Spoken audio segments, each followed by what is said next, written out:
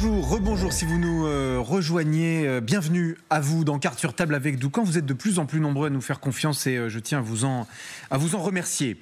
Alors, 11h30, LCI vous répond. Toutes vos questions, vous nous les posez grâce au QR code en bas à gauche. La crise politique, le budget, les semaines à venir, combien de temps va durer le gouvernement de Monsieur Lecornu, est-ce que une dissolution est toujours possible d'ici la fin de l'année? Vous nous posez toutes les questions qui vous viennent et nous avons les meilleurs experts pour y répondre. Ça se passera aux alentours d'11h30. Mais tout de suite, je voudrais vous parler de nos administrations. Voilà. Alors, elles se sont mises au numérique, donc ça c'est bien. Mais c'est très difficile. Regardez cette enquête. C'est une enquête. Alors, c'est pas une enquête qui nous vient de je ne sais quel, je dirais lobby ou officine voulant à tout prix mettre sur le dos de nos fonctionnaires tous les maux. Non, non, c'est la défenseur des droits qui publie cette enquête. C'est Claire Hédon. 61% des personnes rencontrent des difficultés administratives en ligne aujourd'hui. En 2016, c'était 39%. D'accord ? 86% des CSP+, donc ce sont les classes socio-professionnelles supérieures, rencontrent des difficultés administratives en ligne. Donc ça veut dire que, pourquoi elle a mis ça, Claire Hédon, pour montrer que c'est pas le niveau d'études ou qui pourrait expliquer ça. Non, non, pas du tout. C'est pas non plus une question de génération. Parce que 51% de nos jeunes, 18-34 ans, galèrent dès qu'ils ont une démarche administrative à faire, en ligne. Et c'est le même pourcentage, 53%, pour nos aînés, 55-79 ans. Et puis, je finis de vous présenter les choses. Ça, c'est la statistique qui m'a le plus impressionné. Parce que peut-être qu'on s'y retrouve un peu tous dans cette statistique. Vous avez un quart des gens, 23% c'est un quart, quoi. Vous avez un quart des gens qui renoncent à obtenir un droit, quelque chose à laquelle ils ont droit, tellement ils n'arrivent pas à franchir la broussaille de la démarche administrative en ligne. On a tous un exemple qu'on peut donner. Moi, je peux en donner un. J'ai renoncé à avoir une identité numérique. Vous savez, c'est une identité numérique qui permet d'avoir... Oui. C'est vraiment d'une complexité. Bon. Alors, évidemment, la moitié des spectateurs se disent, bah oui... il a plus de 40 ans et il est stupide. Bah, écoutez, je vous assure, c'est vraiment compliqué. Mais pourquoi ? Racontez-nous. Non, mais c'est une question de temps aussi. C'est-à-dire, vous le faites une fois, vous n'y arrivez pas. Il faut collecter des données dans tous les sens. Il y a double vérification. On vous envoie un SMS et il faut être connecté à un autre ordinateur. Alors, le SMS, vous le recevez ou vous ne le recevez pas. Le cas, je ne l'ai jamais reçu. Vous le faites une fois, deux fois, trois fois. Puis à la fin, vous dites, bon, OK, on va revenir au bon vieux passeport. Mais voilà. En fait, il faut poser une RTT quoi, pour faire la démarche. Il faut poser une semaine, à mon avis. Une semaine. Un peu. En revanche, il y a des sites qui marchent très bien. Il y a un site qui, hélas, je vous vois venir. C'est celui des amendes. Ah oui, ça marche. Dans Paris, vous garez avec mon scooter et que vous ne payez pas, vous êtes un peu en retard, etc. Là, pour payer, alors là, c'est d'une simplicité biblique. C'est vrai, c'est réglé en 5 secondes. Carte bleue, tac, tac, vous avez payé. Et vous êtes content d'avoir payé parce que ça a marché. Déjà, ce qu'il faut dire, c'est que l'administration a fait des progrès. Vous avez le site des impôts, vous avez le site CESU. Il y en a qui marchent très bien et vous avez aussi de plus en plus de sites. Il suffit désormais, quand vous avez un code, par exemple celui des impôts, ça vous renvoie vers d'autres sites, ça facilite les démarches. C'est-à-dire que vous vous souvenez d'un code et vous avez accès à l'ensemble des sites. Je vois bien à votre regard, David, que vous êtes content de savoir ça et que ça va vous aider dans vos démarches quotidiennes. Non, mais il faut pas renoncer à CRTT. Exactement. En revanche, il y a encore de nombreux sites et presque trop de sites. C'est-à-dire qu'aujourd'hui, un service, c'est un site. Donc les gens sont aussi un peu perdus parce que déjà il faut se souvenir, si vous n'avez pas un seul code, par exemple celui des impôts, de tous les autres codes, et qu'il y a des sites qui sont encore très contraignants, par exemple celui de la CAF, celui de Page Emploi qui aide à déclarer les nounous. Voilà, il y a énormément de démarches encore administratives qui sont complexes à faire. Non, mais c'est vrai que il faut pas être caricatural, bien sûr. Il y a eu des progrès. Il y a eu des progrès, indéniablement. Et l'administration répond. C'est-à-dire, par exemple, quand vous avez un problème avec les impôts, vous avez une réponse très rapidement. Mais le problème, c'est le N+1. Quand vous cherchez à joindre quelqu'un, alors là, non, mais alors ce qui marche, il faut faire un mail. Vous faites c'est vrai que les impôts, ça fonctionne. Les impôts, ils répondent. Ça, il n'y a pas de souci. Il y a une réponse. Vous pouvez même caler un rendez-vous en ligne. Et ils reconnaissent quand ils ont une erreur, donc vous allez vous faire rembourser. C'est pas pour être caricatural, mais je suis désolé, mais quand 25% des gens, 23% renoncent parce que c'est trop compliqué, vous parliez de Page Emploi, Marion. C'est pas le plus simple. Vous voulez déclarer une nounou. avant de le faire, il faut d'abord aller demander une aide sociale à la CAF. Ça, vous le savez, ça ou pas? Moi, j'ai découvert ça. J'ai renoncé. Parce qu'en fait, on peut passer aussi, rassurez-vous, tout le monde est déclaré, mais on peut passer aussi par le CESU. Donc ça aussi, au passage, pourquoi il y a Page Emploi, il y a le CESU, pourquoi ces deux chemins différents, on n'en sait rien. Et puis, Rafik, je voudrais vous interroger sur un point. Si on prend l'exemple, par exemple, de la santé, d'un point de vue numérique, qu'est-ce qui marche très bien dans le domaine de la santé? Très performant. Doctolib. C'est Doctolib. Doctolib, ça roule. Par contre, le carnet de santé numérique, d'ailleurs, il n'existe pas, ça ne fonctionne pas. Comment... Il y a quand même 8 ou 11 millions, je ne sais plus très bien, de personnes qui y ont, mais il en manque 40. Voilà. C'est Doctolib qui fait carnet de santé numérique. Vous avez toutes les ordonnances, les machins. Non, mais maintenant, vous avez les documents, les résultats d'analyse, tout. Rafik, comment est-ce que vous expliquez le fait que, alors même qu'on se soit mis au numérique, au niveau de nos administrations, bien sûr, il y a toujours autant de difficultés? Comment ça s'explique? Écoutez, c'est un milieu que je connais particulièrement bien. Et je peux vous dire que vous avez deux manières d'appréhender un projet tech. Vous l'appréhendez en mode start-up, donc avec une grande agilité et une remise en cause et la possibilité d'itérer en permanence pour arriver assez rapidement à quelque chose qui fonctionne bien. Ou alors vous avez l'approche des grands projets technocratiques où finalement les mêmes causes produisent les mêmes effets, où vous avez des réunions, vous avez plusieurs niveaux de hiérarchie, vous avez et les projets tech de l'État, pour la plupart d'entre eux, sont conçus à l'image de la manière dont est structuré l'État. Et voilà pourquoi, pendant, souvenez-vous, la crise Covid, pour vous donner l'exemple de Doctolib, moi je peux vous rappeler Guillaume Rosier qui avait créé Vitmados, qui permettait de savoir où obtenir un rendez-vous le plus vite possible. Un rendez-vous, c'est quelque chose qui a été fait par un homme, par un ingénieur, seul, dans son bureau. Pourquoi? Parce qu'il était en mode agile, il était en capacité d'itérer et d'obtenir du résultat. Ça veut dire quoi, itérer, Rafik? Itérer, c'est-à-dire que vous faites quelque chose, vous testez, ça marche, vous allez plus loin, ça marche pas, vous essayez d'ajuster. C'est une approche... Et ça, les administrations n'en ont pas la capacité? Mais virtuellement, oui. Mais si vous voulez, quand vous passez par une grande SS2I, quand vous avez des niveaux de rapport, c'est extrêmement compliqué. SS2I. Alors, une SS2I, c'est une grande société de conseil en informatique. Bon. Non mais attendez, là c'est la fête des acronymes. Oui. Vous êtes en train de vous-même de vous transformer en administrateur là. Non, je me laisse emporter par la passion. Poursuivez. Et donc voilà pourquoi on en est là aujourd'hui. Alors moi je ne suis pas sévère pour autant, parce que je pense qu'on est dans une période de transition. Moi j'aspire à ce que la France puisse devenir ce qu'on appelle un État plateforme, à l'image de certains pays nordiques, je pense notamment à l'Estonie, où vous avez justement cet esprit start-up qui a permis de digitaliser une nation entière. Mais c'est particulièrement en avance. Et les Slovaques aussi, non, je crois, sont en avance sur nous. Vous avez plusieurs pays. Alors là aussi, c'est pour ça qu'il ne faut pas qu'on soit sévère. Vous allez en Allemagne, pays que je connais bien, vous allez en Italie. C'est pas beaucoup mieux que chez nous. Non. C'est pas beaucoup mieux que chez nous. Donc, on est dans une période de transition. On peut être critique. Et on doit l'être, parce que c'est comme ça qu'on fait avancer. Mais au demeurant, j'aimerais quand même qu'il y ait plus d'état d'esprit entrepreneurial dans la manière dont on gère les affaires de l'État. Au-delà même de l'aspect numérique, parce qu'en fait, le numérique n'empêche pas cette demande constante de très nombreux documents. J'ai entendu combien de responsables politiques promettent la simplification administrative. On l'attend toujours. Il faut toujours produire de très nombreux documents, le fameux justificatif de domicile, etc. Pourquoi ? Eh bien pour une raison très simple. Les fraudes, pour éviter les fraudes. Alors, il y a, première raison, effectivement, éviter les fraudes. Seconde raison, c'est que la quantité de normes et de lois applicables augmente chaque année, malgré tous les engagements des ministres successifs, que ce soit du ministère des Finances, de simplification. En fait, chaque année, les volumes des codes continuent d'augmenter. Vous pourrez courir et pédaler, en fait, vous ne rattrapez jamais. Et encore, quand on fait une demande aujourd'hui pour une carte d'identité ou un passeport, vous pouvez quand même le faire en ligne. C'est-à-dire que désormais, tous les papiers, vous faites votre dossier avant d'aller récupérer la pièce. Donc ça a avancé. Alors vous savez quoi ? Vous avez totalement raison, Marion. J'ai essayé de le faire récemment pour un proche qui a des difficultés pour le coup avec l'informatique. Tout se passe bien, jusqu'au moment de payer le timbre fiscal. Et là, ça ne marchait plus. Donc, il y a la complexité, et puis il y a aussi la question, et ça c'est Rafik qui va pouvoir nous dire, de la solidité de l'outil numérique. Le truc de paiement, il faut qu'il fonctionne.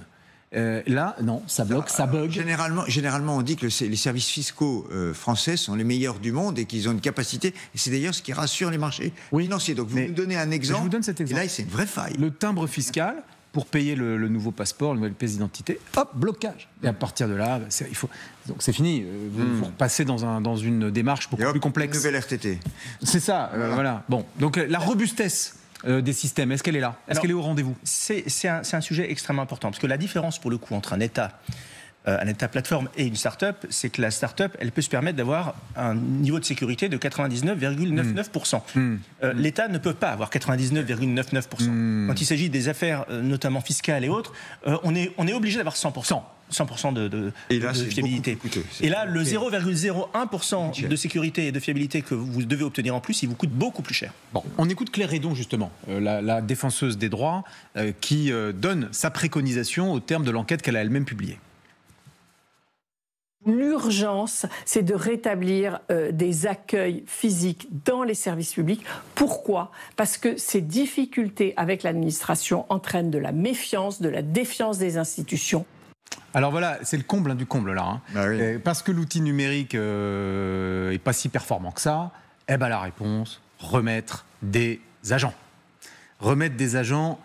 Donc peut-être embaucher encore à nouveau des fonctionnaires ou bien peut-être redéployer. Ça pourrait être une idée.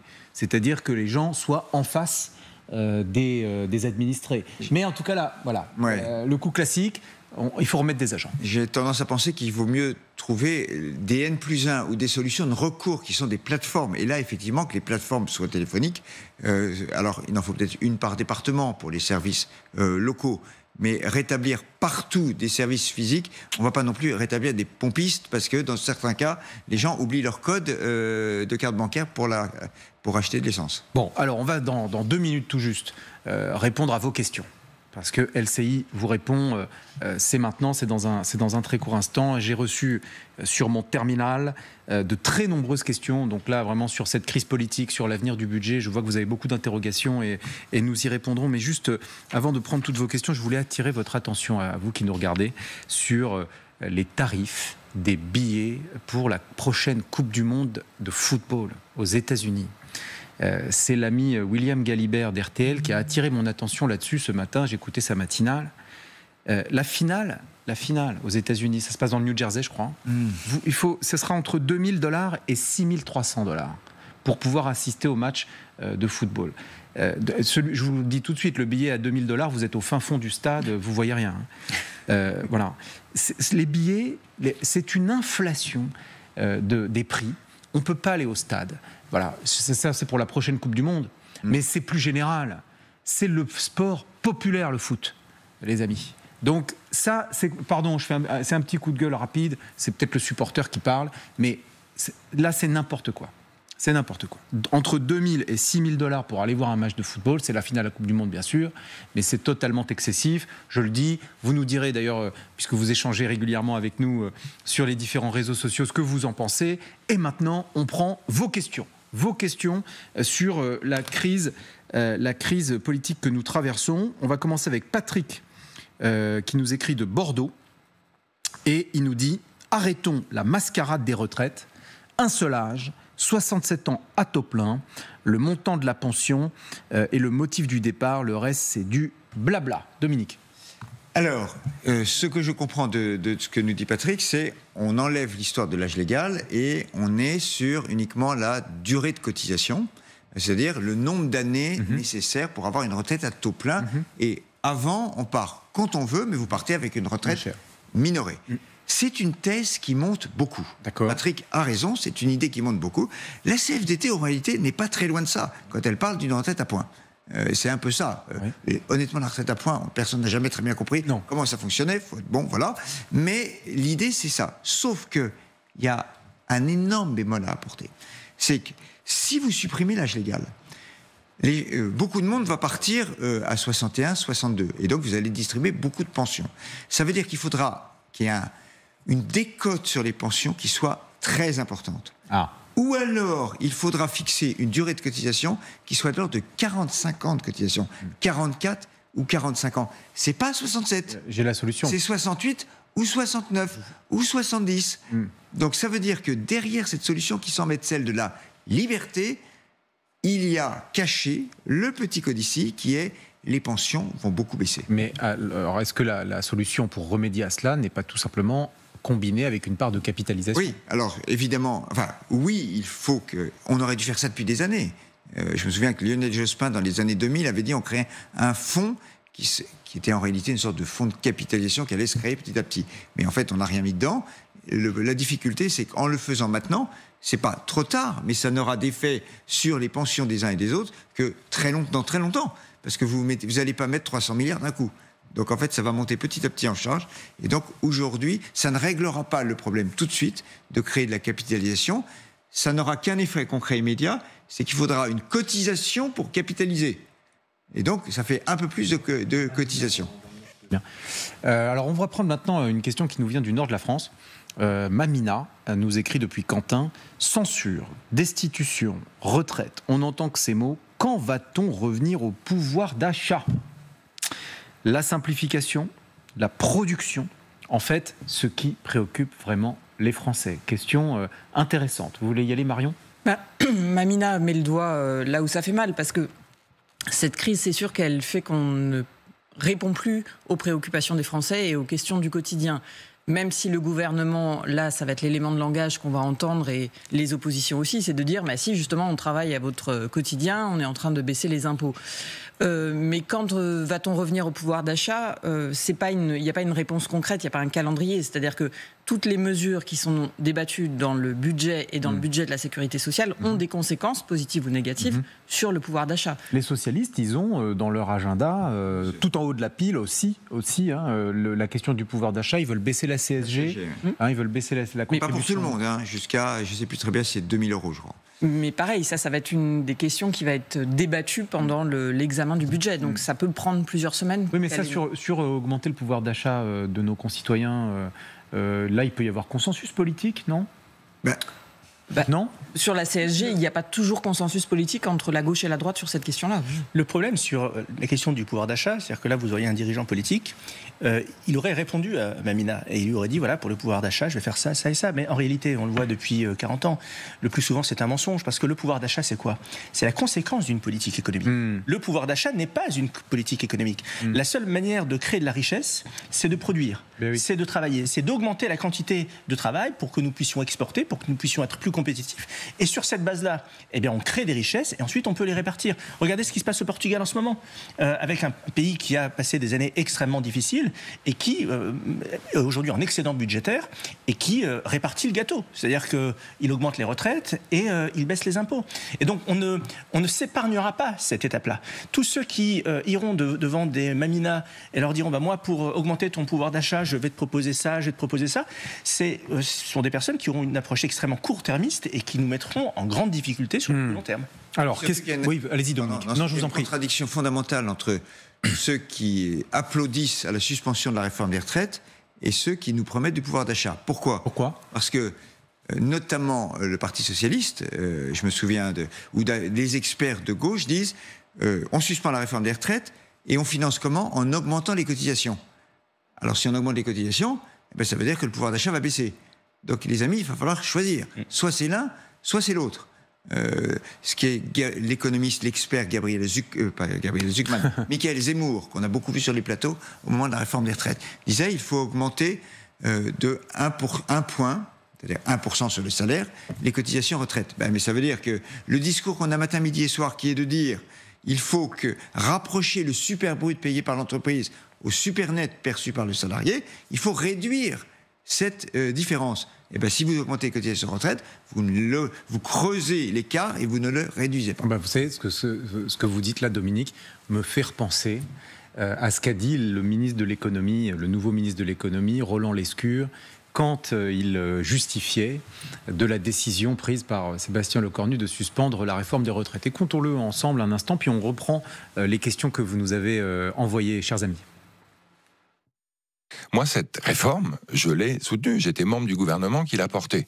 Donc vous avez mangé votre chapeau ? Non, c'est le prix, mais il faut qu'on change de culture. On est en train de le faire. C'est le prix du compromis. Voilà, le prix du compromis. Bon, on a compris qu'il était sans doute un peu coûteux. 1,8 milliard en 27, 400 millions dès cette année, 1,8 milliard en 27. Jean-Pierre de Douai dans le Nord. Nos élus seront-ils à la hauteur pour ne pas faire payer la douloureuse aux Français en prenant des décisions démagogiques ? Réponse. Allez-y, Rafik.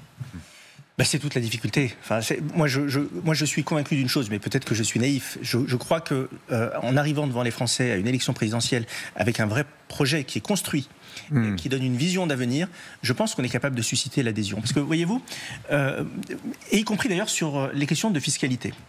Dominique Seux parlait tout à l'heure de la période de transition s'agissant de passer d'un modèle de répartition sur les retraites à un modèle de capitalisation. Et il a raison, c'est comment on fait cette transition. Si aujourd'hui vous venez me voir en tant que chef d'entreprise ou en tant que citoyen, comme c'est le cas en ce moment, en me disant tu vas devoir payer plus d'impôts, etc., sans que je ne sache exactement dans quel cadre et pourquoi je vais le faire, évidemment je vais dire non. Je vais dire mais c'est quoi cette cacophonie? On me demande de faire des efforts alors que l'État lui-même ne se réforme pas. Alors que si vous mettez sur la table un vrai projet ambitieux de performance publique, avec une vraie projection d'avenir, avec une évolution de notre modèle économique et social qui introduit la retraite par répartition, et que vous venez me voir à ce moment-là en me disant voilà quelle sera la France dans laquelle nous serons dans 20 ans, voilà la France que nous allons laisser à nos enfants, pour ça on va avoir besoin de faire un effort. Et donc j'ai besoin de vous mettre à contribution. Et je vais vous dire, moi en tant que citoyen, moi en tant qu'entrepreneur, je suis prêt à consentir cet effort parce que je sais pourquoi je le ferai. Donc moi je crois qu'il y a la place pour un discours de vérité à condition qu'il soit solide, qu'il soit construit et qu'il soit projeté vers l'avenir. Alors on va prendre maintenant la question de Laurent. Sauf si vous vouliez ajouter un mot, Marion, là-dessus. On enchaîne alors. Laurent qui nous écrit depuis la Belgique. Qu'en est-il de l'engagement de la France au niveau budgétaire et d'endettement par rapport à l'Europe? La France ne met-elle pas l'euro en danger? Dominique. En fait, l'euro protège la France de son impéritie budgétaire depuis 20 ans maintenant, depuis 25 ans. Si il n'y avait pas l'euro, nous aurions dévalué 5 fois. Oui. Et d'une certaine manière, la situation ne serait pas extraordinaire. En fait, la France est devenue le cancre. Il n'y a aucun doute là-dessus. Et les pays étrangers nous regardent, de la zone euro autour de nous, nous regardent en disant ils sont quand même un peu curieux. Nous perdons de la crédibilité pour donner des leçons à la terre entière sur ce qu'il faut faire en Europe. D'ailleurs, question, Dominique, pour vous. Le Premier ministre, avec son projet à lui de budget, vise un déficit en 26 de 4,6% du PIB. 4,7. En réel, 4,7, pardon. Oui, non, je sais pourquoi. Il a déjà bougé. Non, mais parce que 4,6, c'était avec les jours fériés. Voilà, exactement. Voilà. 4,6, c'était avec les jours fériés. Donc, puisqu'il ne supprime plus les jours fériés, c'est 4,7, c'est son objectif. D'accord ? La réalité, c'est que nous savons très bien que le deal avec les socialistes, ça va être d'arriver à 5. Il l'a déjà dit, dit hier, en fait, dans le discours de politique générale. Non, il a dit, on verra si on peut aller à 5, mais en fait, moi, je vous dis que c'est le deal. Voilà, c'est le deal avec les socialistes, c'est 5, parce que dans le contre-projet du PS, c'était 5. 5% du PIB. Moi, je vous pose la question, Dominique, est-ce que ce sera davantage en réalité, à la fin des fins, selon vous? L'objectif du Premier ministre, c'est de bloquer à 4,9, pour qu'on ne touche pas les 5. C'est objectif le cornu. C'est ce qu'il dit à ses proches. Ok. Est-ce que ça tiendra ? Je me souviens du débat parlementaire l'année dernière, il y a un an, entre octobre et décembre. Ça s'était terminé par les vannes budgétaires avaient été ouvertes et les impôts avaient été alignés comme à la parade. Et donc, en fait, on va avoir une copie qui sera malgré tout très différente. Je pense que son objectif ultime, et là, je n'ai pas de confidence, je pense que son objectif ultime, c'est que le déficit à la fin 2026 soit inférieur à celui de 2025. Objectif 2025... 5,4. Ce qu'il nous dit, 4,9, 5%. Il y a un tout petit peu de gras. Je pense que ce serait une défaite considérable. Mais lui, il nous présenterait 5,3 comme une victoire. Voilà. Parce que ça aura baissé par rapport à 2025. Très intéressant ce que nous dit Dominique Seux. De 2 mois. Hein. Très intéressant ce que nous dit Dominique Seux. Marion. On est passé de 4,6 qui était l'objectif à aujourd'hui, 4,7 affiché à 4,9 non dit. C'est-à-dire qu'en moins d'un mois, on a déjà renoncé à une ambition qui n'était pas non plus très forte. L'Italie est à 3% cette année. Oui, parce que vous savez pourquoi ? Parce que ambition égale dissolution. Et comme tout le monde a peur des urnes, on laisse tomber l'ambition. Pardon, mais c'est ça la réalité. Il y a quand même eu des écrits entre-temps du Premier ministre, donc on pourra... Oui, Rafik. Et puisque votre téléspectateur parle de l'Europe, moi j'ai envie de remercier nos amis allemands, nos amis portugais, nos amis italiens pour toute la patience qu'ils ont par rapport à tous les excès qu'on est en train de faire. Parce que on se plaint toujours de l'Europe comme si c'était la cause de tous nos maux. Moi j'ai envie de leur dire merci. Merci. Ouais. Parce que si aujourd'hui le radeau France n'a pas encore pris complètement l'eau, c'est en partie grâce à eux. C'est en partie grâce à eux. Alors, très bonne question de François à Lyon, dans le Rhône. Allons-nous augmenter le taux de TVA en France ? C'est une bonne question parce que nous parlions ensemble de l'idée de baisser le coût du travail, de faire en sorte que le travail soit moins taxé. C'est Dominique qui disait rapprochons enfin le montant du super brut avec celui du net qu'on touche vraiment. L'un des moyens de faire ça, c'est ce que Nicolas Sarkozy avait appelé la TVA sociale. C'est ce que M. Picon de l'UDP défend depuis des semaines, c'est de dire, on réduit de manière sensible les charges salariales et patronales d'ailleurs, et on compense en augmentant un petit peu la TVA. Oui. Est-ce que je peux vous donner une information avant qu'il y ait... Je viens de regarder comment évoluent les taux d'intérêt ce matin. Oui. C'est très intéressant. Oui. Les taux d'intérêt français sont repassés en dessous des taux italiens. Les taux italiens étaient inférieurs aux taux français depuis 3 semaines, en gros. Ah oui. Ça veut dire que pour les investisseurs, la stabilité a un prix plus élevé que la suspension de la réforme des retraites. Très intéressant. Complètement. Alors, pour les spécialistes, c'est 3 centièmes. Les taux français sont à 3,37%. Les taux italiens sont à 3,40%. 3 centièmes, c'est un écart qui n'est pas complètement négligeable par rapport à ce qu'on a vu depuis un mois. Je pense que c'est une information Dominique, c'est une information tout à fait intéressante. Vous avez eu absolument raison d'attirer notre attention dessus, même si ça n'a absolument rien à voir avec la question de notre ami François. Donc les téléspectateurs qui veulent effacer ce qu'on vient de dire depuis 15-50 secondes peuvent le faire. Alors, on répond à la question de François, parce que c'est la question du coût du travail, en fait, qui est derrière. Donc, ça, c'est inimaginable. Marion, je sais ce qu'elle va nous dire. Parce qu'elle a le regard politique, elle va nous dire, vous touchez à la TVA, vous êtes mort politiquement. On en a marre de ces oukases. Marion Mourgue. J'adore David, il fait question-réponse. Alors dites-nous. C'est forcément, oui, une question politique sensible, mais c'est surtout que là, aujourd'hui, c'est difficile de savoir qui va avoir la majorité, entre guillemets, pour imposer une mesure. Donc, le débat parlementaire est imprévisible. Quel va être l'atterrissage ? Je ne peux pas répondre à François. Ouais. Mais sur le fond, est-ce que augmenter la TVA pour baisser le coût du travail, ça vous paraît une bonne idée ? Ces derniers temps, ceux qui l'ont essayé s'en sont mordus les doigts dans les urnes ensuite. Vous pensez à, par exemple, la vague bleue qui n'a pas eu lieu en 2007 ? Exactement, avec Jean-Louis Borloo. Donc il y a eu à plusieurs reprises, ceux qui ont essayé n'ont pas été récompensés en tout cas. Parce que, alors il faut qu'on explique, parce qu'en fait c'est considéré comme l'impôt le plus injuste, parce que tout le monde le paye. Oui, parce que ça touche tout le monde de la même manière qu'on ait des petits revenus ou des hauts revenus. On pourrait imaginer un taux de TVA plus faible sur les produits de première nécessité. Ce que demandait le RN. Et ce que défend M. Picon de l'UDP. Et puis un taux de TVA très élevé sur les Ferrari ou les, ça existait ou les montres de luxe. Un taux à 33% sur les objets de luxe jusqu'aux années 1995, je pense. On s'interdit de réfléchir un peu parfois, Rafik. Mais moi je vais vous dire pourquoi il faut le faire. Il faut le faire absolument. Je mets ça dans ce que j'appelle la remise à plat du modèle économique et social de la France. C'est-à-dire que faire peser notre modèle social aujourd'hui sur 22 millions de travailleurs, ça ne tient plus. Donc sur quoi on va faire peser le financement de notre modèle social ? La consommation, c'est évidemment l'une des réponses. Pourquoi je dis qu'il faut le faire ? Oui, pourquoi ? Parce que la TVA, c'est un impôt massu. C'est un taux sur lequel, d'ailleurs, on a encore une petite marge par rapport à nos voisins, ce qui n'est pas suffisamment... Enfin, ce qui est plutôt rare quand on compare aux autres impôts. C'est plus élevé ailleurs. Exactement. Donc, on a une petite marge. Et c'est un impôt qui est basé sur une assiette extrêmement large, donc ça ramène beaucoup d'argent. Pourquoi je vous dis qu'il faut le faire ? Parce que si demain, on est en difficulté, si demain... on est en situation de cessation de paiement. Si vous avez un troisième jeudi du mois, l'agence France Trésor qui n'arrive pas à lever les milliards dont la France a besoin, qu'est-ce qui va se passer ? On sera en situation de panique. Et le jour où on est en situation de panique, le gouvernement, qu'est-ce qu'il ira faire ? Il ira chercher la TVA immédiatement.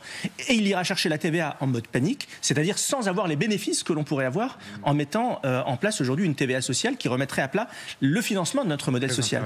Donc moi, je préfère qu'on le fasse maintenant en ayant le contrôle proprement, en ayant le contrôle, en ayant la maîtrise du dispositif, plutôt que nous soyons obligés de le faire, forcés par les marchés dans 3 mois, dans 6 mois ou dans 2 ans.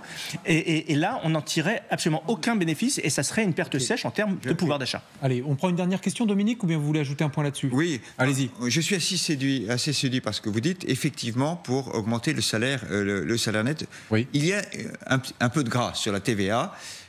Néanmoins, 2 réserves. La première, c'est que la TVA est le seul impôt sur lequel nous sommes plus bas que les autres, donc on devrait plutôt le savourer plutôt que s'aligner.